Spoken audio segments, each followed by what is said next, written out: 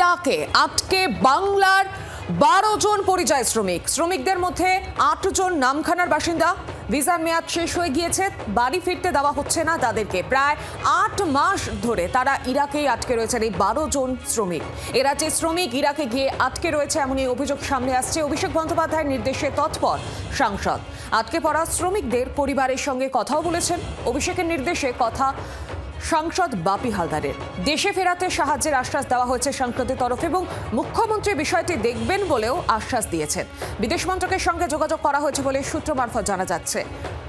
আরো বিস্তারিত জানবো গোটা বিষয় নিয়ে, সঙ্গে রয়েছেন প্রতিনিধি নকিব উদ্দিন গাজী। নকিব, 12 জন শ্রমিক আটকে রয়েছে ভিন দেশে গিয়ে, এবং যেমনটা জানা যাচ্ছে অভিষেক বন্দ্যোপাধ্যায় সাহায্যের আশ্বাস দিয়েছেন, সাংসদও রয়েছেন সেখানে। আর কি তথ্য জানতে পারছো? দেখো সবই তোমাকে বলে রাখি যে এই যে দক্ষিণ 24 পরগনা উপকূলবর্তী এলাকায় নামখানার দক্ষিণ দুর্গাপুর এলাকার বাসিন্দা 8 জন এবং মেদিনীপুরে 2 জন এবং ডায়মন্ড হারবার উস্তির 1 জন, এইরকম একাধিক শ্রমিক যারা ইরাকে গিয়ে তারা আটকে পড়েছে। এবং মূলত এদেরকে নিয়ে যাওয়া হয়েছিল এজেন্সির মারফতে, যেখানে এই নামখানা দুর্গানগর এলাকার বাড়ি, যেখানে এই যে এক ব্যক্তি তাদেরকে নিয়ে গিয়েছিল এবং তাদেরকে সেখানে নিয়ে যাওয়ার ফলে কিন্তু তাদের কন্ট্রাক্ট হয়েছিল 2 বছরের, এবং সেখানে 2 বছর 8 মাস হয়ে যাওয়ার পর তাদের ভিসা শেষ হয়ে গেছে। এমনকি তাদেরকে খাওয়া দাওয়ার সমস্যার সৃষ্টি হচ্ছে, তাদেরকে মারধর করছে, বাড়ি আসার কথা বললে তাদেরকে মারধর করছে, এবং সব বিষয় কিন্তু ভিডিও বার্তার মাধ্যমে সেই শ্রমিকগুলো জানিয়েছে। এরপরেই কিন্তু যেখানে এই যে দক্ষিণ 24 পরগনা ডায়মন্ড হারবার লোকসভা কেন্দ্রের সাংসদ অভিষেক বন্দ্যোপাধ্যায় এই জানার পরে কিন্তু যে ভারত সরকারের পক্ষ থেকে যেখানে জানানো হয়েছে, এবং এর ফলে কিন্তু একটি প্রতিনিধি দল অর্থাৎ মথুরাপুর লোকসভা কেন্দ্রের সাংসদ বাপি হালদারের এবং স্থানীয় নেতৃত্বদেরকে নিয়ে ওই বাড়িতে পাঠানো হয় এবং তাদের সঙ্গে কথা বলা হয়েছে এবং এই পরিবারের সঙ্গে কথা বলা হচ্ছে। এই যে দীর্ঘদিন ধরে আটকে পড়ে থাকার পরে আপনাদের শোনাবো সাংসদ বাপি হালদার তিনি কি বলেছেন, শুনুন।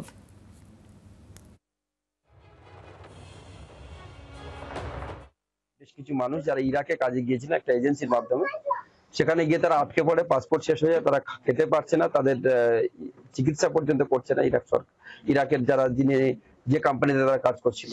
সঙ্গে সঙ্গে আমরা আমাদের প্রিয় মুখ্যমন্ত্রীকে জানাই এবং আমাদের প্রিয় সাংসদ অভিষেক বন্দ্যোপাধ্যায়কে বিষয়টি জানান, এবং সাথে সাথে আমাদের লোকসভা দলনেতা তিনি সঙ্গে সঙ্গে বিদেশ মন্ত্রকের সাথে যোগাযোগ করেন। এবং আপনারা শুনলেন, আমি ফোনেও কথা বললাম তার পরিবারের যিনি ওখানে আছেন, তিনি বললেন যে ইতিমধ্যে ইন্ডিয়ান এম্বাসি তাদের সাথে যোগাযোগও করেছে এবং তাদের যেখানে ছিল তারা নিরাপদে রাখার ব্যবস্থা করেছে।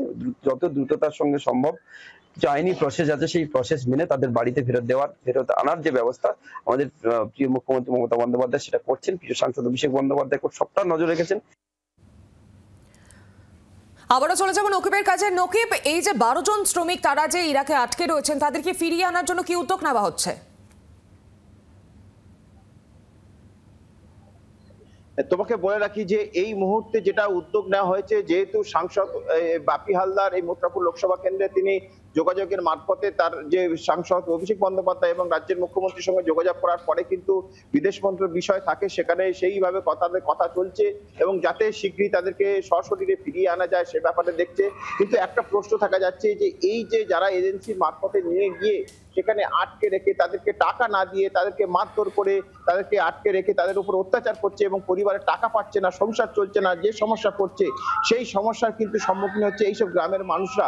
ফলেই দেখা যাচ্ছে যে এই যে বিদেশে গিয়ে আটকে পড়ার পরে এই শ্রমিকগুলো কিভাবে ফিরবে এবং কিভাবে তারা আসবে সেটাই যেমন পরিবারের দুশ্চিন্তা, পাশাপাশি রাজ্য সরকার এবং রাজ্যের যিনি এই মুহূর্তে সাংসদ অভিষেক বন্দ্যোপাধ্যায় এবং মথুরাপুর লোকসভা কেন্দ্রের সাংসদ বাপি হালদার তারা একটি এই যোগাযোগের মারফতে তার পরিবারের পাশে দাঁড়িয়েছে। রাজ্য সরকারের পক্ষ থেকে এই যে পুজোর মরশুম তাদের যাতে সমস্যা হয় সেগুলো খাওয়ার কিছু শুকনো খাবার সেগুলো তার বাড়িতে পৌঁছানো এবং যাতে ফিরে আসে সেটা আইনি প্রসেস, সেই আইনি প্রক্রিয়া কিন্তু শুরু হয়েছে বলে এমনটাই জানা যাচ্ছে। ধন্যবাদ তোমাকে নকিব। এবার আপনাদের শোনাবো উদ্বিগ্ন এই পরিবারগুলো তারা কি প্রতিক্রিয়া দিয়েছেন, শুনুন। 8 মাস হয়ে গেছে আটকে আছে, 8 মাসে তো ওদেরকে স্যালারি দিচ্ছে না, আবার যদি বাড়ি আসার কথা বলে মারধর করছে, আর স্যালারির কথা বললে মারধর করছে, তাদেরকে খেতে দিচ্ছে না, প্রচুর মারধর করছে এখানে। বাড়ির সাথে সেরকম যোগাযোগ হচ্ছে না, মানে মাঝে সাথে যোগাযোগ হচ্ছে, তারপর আর বাড়ির সাথে যোগাযোগ হচ্ছে না। এইখান থেকে আমাদের গেছে 12 জন মতন গেছে। কে নিয়ে গেছিল? এখান থেকে নিয়ে গেছে এই এজেন্ট নজরুল আলী খান, ওই নিয়ে গেছিল নজরুল আলী খান। 2 বছর পার হয়ে গেল, যখনই বলি কটে 2 মাস পর বলে বলে 2 বছর 8 মাস হয়ে গেছে, সে কোনো করছে না। ফোনে ওনারা বলছে সবসময় ওনাদের মারধর করছে, খেতেই দিচ্ছে না, 1 কিলো আতপ চাল দেয় আর সবিন বড়ি এই করে ওরা খাচ্ছে, খুব কান্নাকাটি করছে, খুব কষ্টে আছে ওরা। কি চাইছেন? চাইছি সরকারের কাছে আমার একটাই অনুরোধ, আমার স্বামী যেন সুস্থভাবে বাড়ি ফিরে আসে। বাংলার আওয়াজ, বাঙালির আবেগ, জি 24 ঘন্টা।